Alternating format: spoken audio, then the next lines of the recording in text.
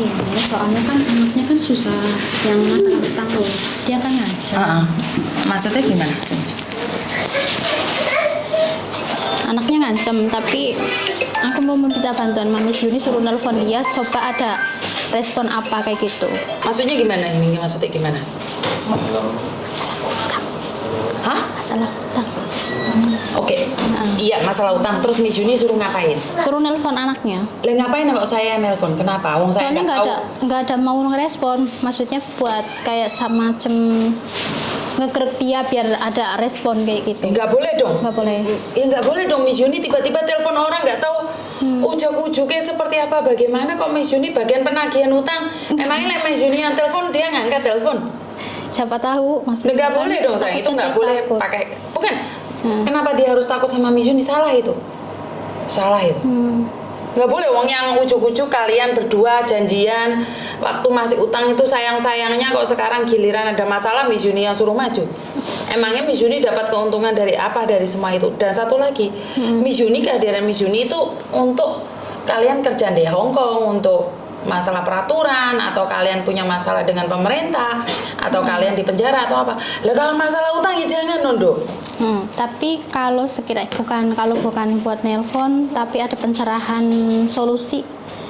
Pencerahan solusi kan saya tidak tahu nih. Nah, kayak gini. Bagaimana awalnya tiba-tiba ujuk-ujuk saya suruh nagih utang, ya salah no.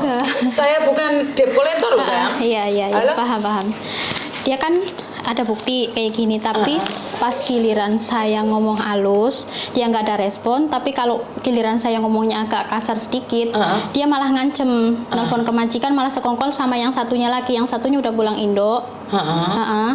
Dia udah berani nelfon ke majikan, kan sama aja udah ganggu majikan aku kan kayak gitu. Terus? Nah, majikan aku sudah ngomong kalau sampai lagi teman kamu nelfon ke aku itu bisa buat ancaman. Kamu tanya aja sama orang yang udah tahu, kira-kira bisa jadi pidana atau gimana kayak gitu loh.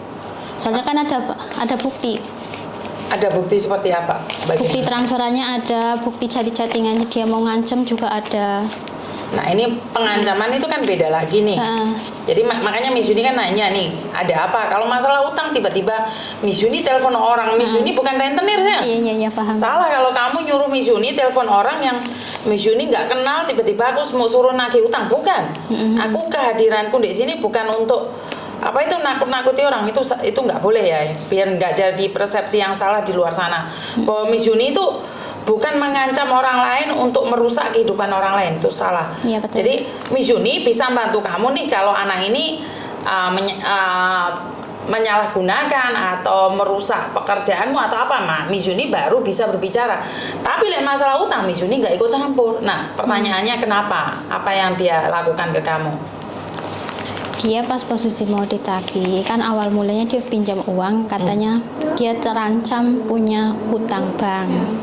Kayak saya sebagai teman kan kayak ada rasa empati, belas kasih, apalagi dia posisinya kan Dok, jangan ngomong dulu Dok, sebentar Dok. Single parent kan, punya anak. Nah, saya niatnya ngebantu kalau emang beneran. Dia nggak akan mau kasih imbalan. Aku nggak usah masalah imbalan, yang penting uang pokok balik. Kamu ngomongnya tanggal ini bulan ini ya sebisa mungkin langsung balik bulan itu juga kayak gitu. Nah pas tiba waktunya, posisinya saya juga pas lagi kontrak, posisi butuh data, dia nggak bisa juga, tetap bermasalah. Dari situ aku mulai menyelidiki masalah dia orangnya itu gimana. Terus kan namanya orang berhutang biasanya kan langsung ngumpet kayak menghilang kayak gimana kayak gitu. Nah giliran pas ketemu infonya dia masih bisa baik-baik. Aku mau minta tanda bukti jaminan dari dia, itu tanda tangan dia sama ya tanda materai lah kayak gitu. Dia alasannya aku nggak bisa, aku nggak bawa dokumen ini bla bla bla bla. Ya fotokopi paspormu atau KTP-mu lah, kirim ke aku buat jaminan. Dia tetap nggak ngasih. Nah dari itu aku ngubungin temennya dia yang deket, malah jadi ngancem balik gara-gara kamu ngubungin temen aku ngejauhin aku bla bla bla. Nah aku kan urusannya sama kamu, ya mau gimana caranya aku bisa nagih ke kamu ya dengan cara apa yang aku temuin. Jadi kalau kamu nyalahkan aku, terus kalau nyalahkan aku gara-gara aku cari info tentang kamu, ya berarti kamu kan nggak ada keniatan mau bayar utang. Aku WA keluarga aku WA ke kamu nggak ada respon. Giliran aku ngomong halus, ya besok ya, yang ini tanggal ini, minggu ini, bla bla bla bla. Tapi akhirnya nggak ada bukti mau ngebalikin. Nah giliran aku ngomong agak bikin dia sakit, karena aku udah bener-bener sabarnya udah hilang, dia malah ngancem. Udah ajak ketemu aja, ayo ketemu akhir bulan ini. Mau ngapain? Katanya mau monggor apa bibirku kayak gitu, bla bla bla bla. Tapi nyatanya nggak ada bukti dia mau ngetemuin aku. Sampai aku tunggu. Tahu aku sih dia alamatnya di Kuntung, cuma aku nggak tahu lengkapnya. Makanya aku datang ke Miss Yuni kayak gitu. Siapa tahu ada pencerahan atau gimana, soalnya dia udah ngancam ke majikan aku. Ngancamnya apa? Udah nelpon. Udah nelpon. Terus majikan kamu bilang apa? Majikan aku ini bukan ceceku, alamatnya juga bukan. Nomor telepon sama, tapi alamat yang kamu tanyakan itu bukan ceceku. Namanya ceceku bukan itu juga. Soalnya kan aku kasih samaran nama. Berarti kan dia tidak terbukti mengancam karena beda orang. Ya karena dia tapi udah bikin majikan aku jadi resah. Jadi berpikir aku ada urusan bank. Kok sampai dia tahu nomor majikanmu? Ini ya maka dari itu saya juga berpikir dia sekongkol sama teman aku yang biasanya libur bareng. Aku kan orangnya ceroboh. Kalau ke kamar mandi HP aku tinggal. Mungkin dari situ dia buka-buka HP ada nomor telepon majikan aku kayak gitu. Sekali lagi kan itu kan kecerobohanmu, Dok. Kan kita tidak bisa menyalahkan orang lain. Karena kan tidak mungkin akses nomor telepon majikan mereka tahu kalau kamu yang nggak ngasih tahu. Benar nggak? Ya. Jadi itu kecerobohan pertama. Dan yang kedua, masalah utang. Jika ini utang-utangan bermasalah, kemarin ada satu anak bermasalah sampai masuk di mahkamah, sampai sidang. Visanya nggak bisa di-renew dan majikan ngeluarin dia. Pertanyaannya, Miss Yuni nih tiap hari udah ngasih tahu jangan utang-utangan sama temen. Kenapa masih utang-utang terus? Mbak, suaranya kresek, Mbak. Jangan kresek-kresek. Tolong. Jadi kalau selalu ngutangin kan otomatis resikonya ada di kalian gitu loh. Jadi resikonya kan ada di kalian. Terus kemarin kalian kehilangan pekerjaan, kalian tidak tahu seperti apa dan bagaimana, kan ya melas kalian toh. Padahal saya sudah ngomong berkali-kali, jangan sesekali. Aku udah ngomong jangan sesekali loh, Mbak. Kalian minjem satu sama lain karena resikonya kalian kehilangan pekerjaan. Berapa orang yang kehilangan pekerjaan gara-gara utang? Banyak. Lah ya. Oke, kamu simpati karena keluarganya sakit atau apa? Dia simpati nggak sama kamu? Enggak. Dan utangnya dia total berapa? Totalnya itu dari pertama dia pinjam itu 1 minggu 2 kali minta bantuan 31 lebih. 31 itu berapa? 3.100 lebih. Yang keduanya itu 4.000. Terus ada pinjam lagi buat Masuk. apa? Buat jajan dia kalau libur. Aku kasih. Tetap aja.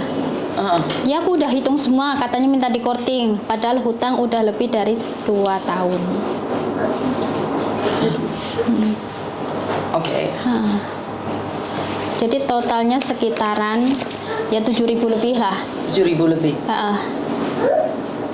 Nah sedangkan taruhannya posisi kayak gitu kan uang saya butuh. Suami operasi, rumahku kebakaran.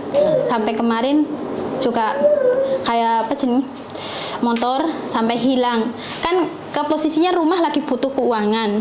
Nah saya butuh secara baik-baik, tapi kenapa dia malah ngancam terus kayak gitu? Lah itu sifat manusia saya. Iya. Itu sifat manusia.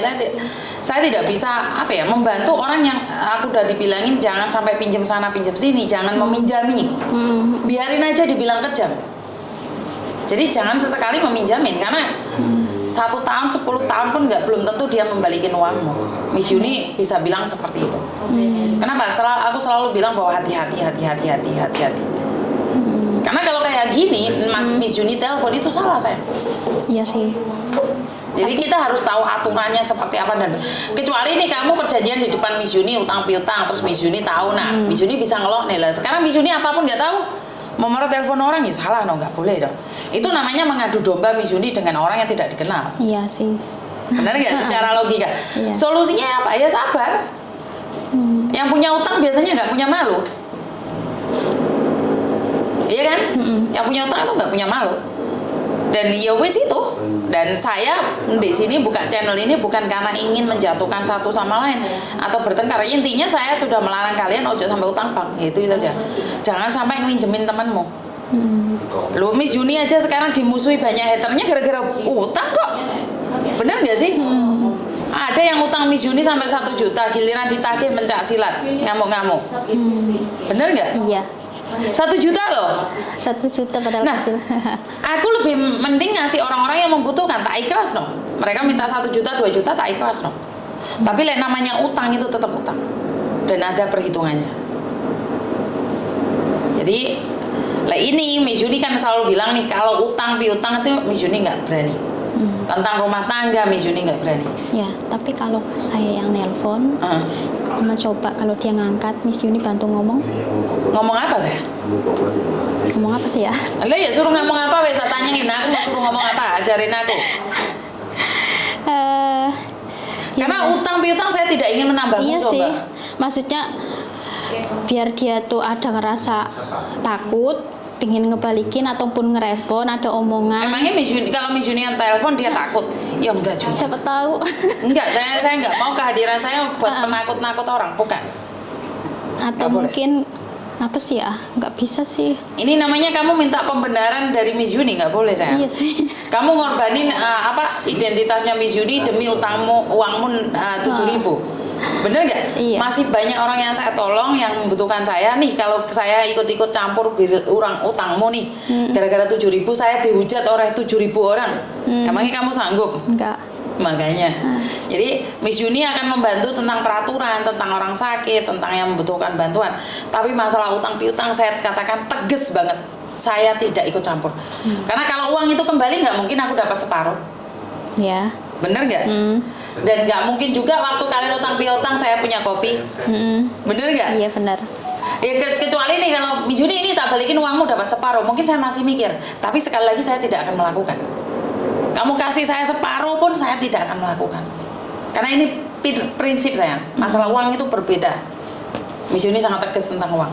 Ya, mau aku mau nagih ndek uang karena nggak ikut campur. Iya sih. Ngerti? Ya. Ada yang lain lagi? Ada yang lain lagi nggak?